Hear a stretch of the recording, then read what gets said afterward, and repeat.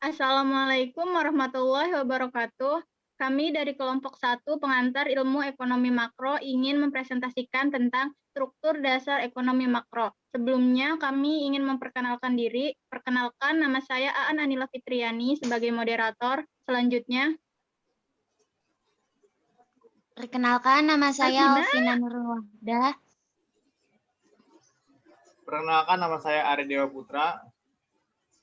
Definisi teori ekonomi makro. Teori ekonomi makro adalah merupakan salah satu cabang ilmu ekonomi yang mempelajari peristiwa-peristiwa atau masalah-masalah ekonomi secara keseluruhan secara agregatif. Peristiwa-peristiwa atau masalah-masalah tersebut diantaranya berupa tingkat pendapatan atau produksi nasional. Suatu perekonomian dibagi menjadi beberapa sektor, yaitu sektor rumah tangga, sektor perusahaan, sektor pemerintah, dan sektor luar negeri. Teori ekonomi makro didominasi oleh dua mazhab besar, yaitu yang pertama, mazhab klasik. Pelopor utama mazhab klasik adalah Adam Smith dan David Ricardo. Mazhab klasik melalui Adam Smith memiliki semboyan dalam perekonomian, yaitu laissez-faire, laissez-faire, yang menyatakan bahwa setiap individu bebas dalam melakukan kegiatan ekonomi apapun atau dalam batas tertentu. Yang kedua, mazhab Keynesian. Pada aliran Keynesian termasuk percaya bahwa perekonomian liberal lebih mengandalkan pemilik modal adalah pemicu kemajuan ekonomi.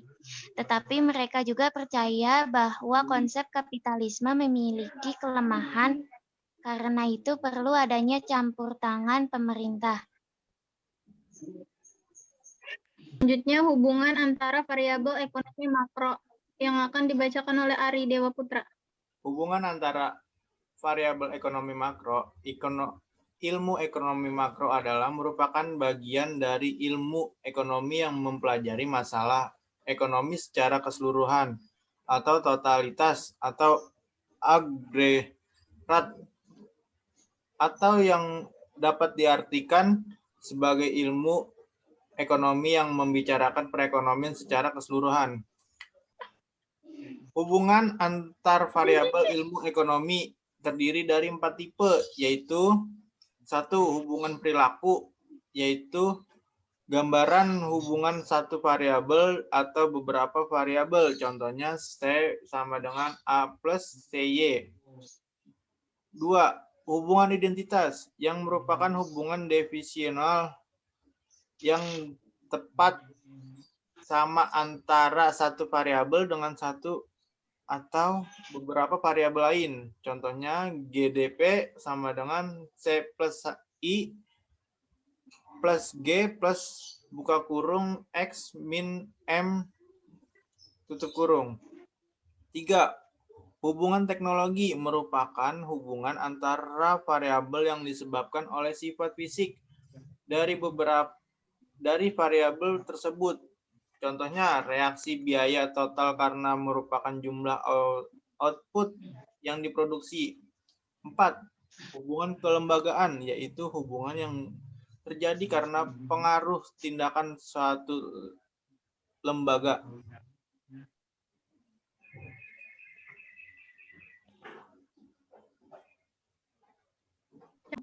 Permasalahan ekonomi makro. Teori ekonomi makro adalah salah satu cabang ilmu ekonomi yang mempelajari peristiwa-peristiwa atau masalah-masalah ekonomi secara keseluruhan secara agregatif. 1. Masalah jangka pendek atau stabilitasi. A. Inflasi. Inflasi adalah naiknya harga-harga komoditi secara umum yang disebabkan oleh tidak sinkronnya antara program pengadaan komoditi dengan tingkat pendapatan yang dimiliki oleh masyarakat. B. Pengangguran.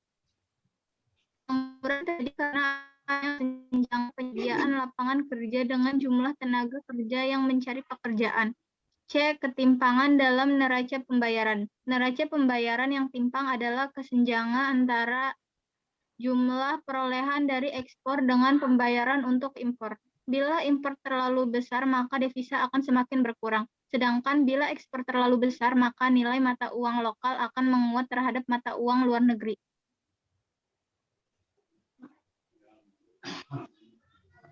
Selanjutnya masalah jangka panjang atau pertumbuhan yang akan dibacakan oleh Alvina. 2. Masalah jangka panjang atau pertumbuhan. A. Pertumbuhan penduduk yang tinggi. Pertumbuhan penduduk yang besar bila diikuti dengan produktivitas yang tinggi akan menyebabkan tingkat pertumbuhan ekonomi yang tinggi. Tingginya pertumbuhan ekonomi akan mampu meningkatkan tingkat kesejahteraan dan tingkat pendidikan, dan pada akhirnya akan mampu memperbaiki citra dan mutu hidup. B. Peningkatan kapasitas produksi. Peningkatan kapasitas produksi berkaitan erat dengan tingkat investasi, dan investasi berhubungan dengan tingkat tabungan masyarakat. Sedangkan tingkat tabungan masyarakat berhubungan dengan tingkat pendapatan dan komisinya.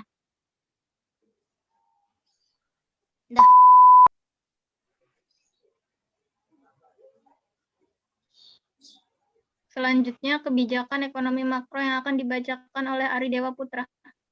Kebijakan ekonomi dari makro.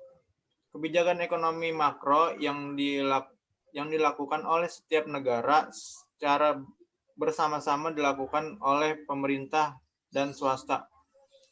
Tujuan-tujuan kebijakan ekonomi makro yang pertama, tingkat kesempatan kerja yang tinggi. 2. Kapasitas produksi nasional yang tinggi. 3. Tingkat pendapatan nasional dan pertumbuhan ekonomi yang tinggi. 4. Keadaan perekonomian yang stabil. 5. Neraca pembayaran luar negeri yang seimbang. 6. Distribusi pendapatan yang merata. 1. Tingkat kesempatan kerja yang tinggi. Negara sampai pada tingkat moderat, yaitu di mana semua lapangan pekerjaan yang disediakan oleh pemerintah atau swasta terisi penuh oleh pencari kerja. 2. Kapasitas produksi nasional yang tinggi. Dan kapasitas produksi merupakan suatu keharusan, yaitu dengan cara melakukan investasi di segala bidang yang sesuai dengan peruntukan dan kebutuhan yang tepat. 3. Tingkat pendapatan nasional dan pertumbuhan ekonomi yang tinggi. Dengan tingkat pendapatan nasional yang tinggi, maka tingkat pertumbuhan ekonomi yang tinggi tidak disebabkan tingginya pendapatan nasional yang relatif. 4. Keadaan perekonomian yang stabil. Kestabilan yang diharapkan dalam perekonomian adalah stabilan dalam tingkat pendapatan, kesempatan kerja, dan terutama kestabilan pada tingkat harga-harga barang secara umum. 5. Neraca pembayaran luar negeri yang seimbang. Neraca pembayaran yang surplus menyebabkan penawaran devisa lebih banyak di dalam negeri yang akan menyebabkan nilai tukar mata uang lokal di dalam negeri menjadi lebih mahal. Sedangkan neraca pembayaran defisit menyebabkan jumlah penawaran devisa di dalam negeri semakin sedikit, dan ini akan berdampak turunnya nilai mata uang lokal terhadap devisa tersebut. 6. Distribusi pendapatan yang merata. Dengan meratanya pembagian pendapatan, diharapkan tingkat konsumsi masyarakat juga relatif lebih baik, dan diharapkan akan terjadi kehidupan yang tidak bertendensi pada keresahan dan kerusuhan sosial.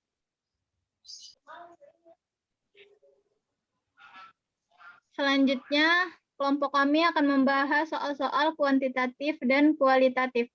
Nomor 1, data pendapatan nasional negara A pada tahun 2015 sebagai berikut dalam miliar rupiah. GNP sama dengan Rp 7.500.000, depresiasi sama dengan Rp 450.000, pajak tidak langsung sama dengan Rp 200.000, transfer payment sama dengan Rp 95.000.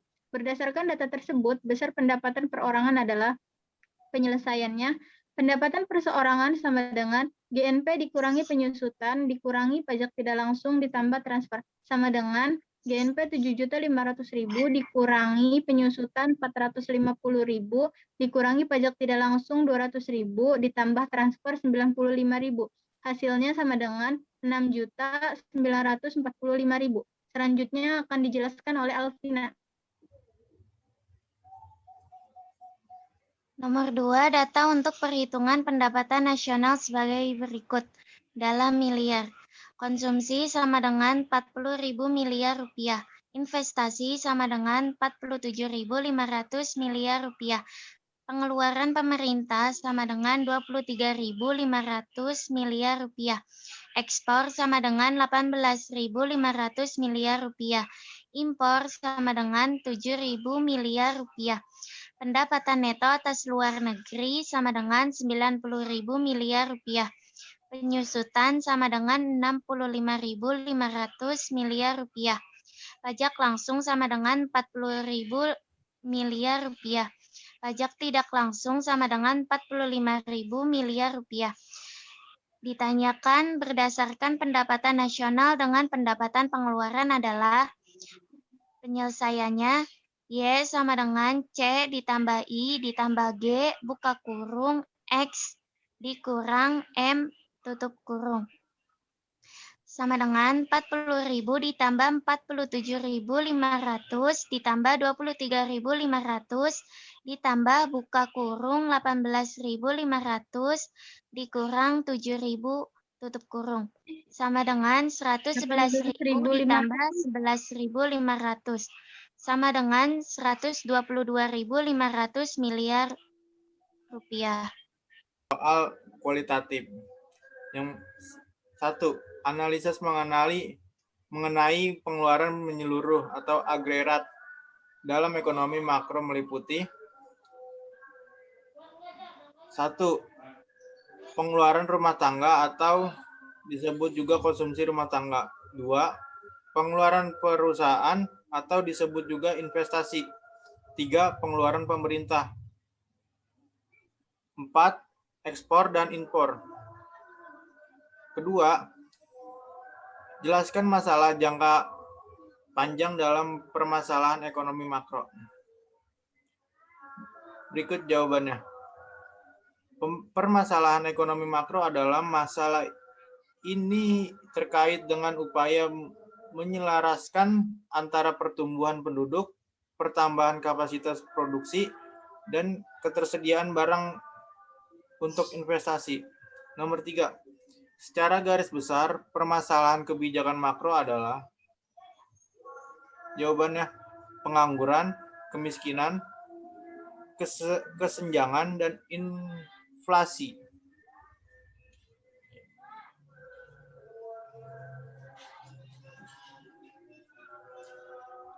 Sekian presentasi dari kelompok kami, kurang dan lebihnya kami mohon maaf.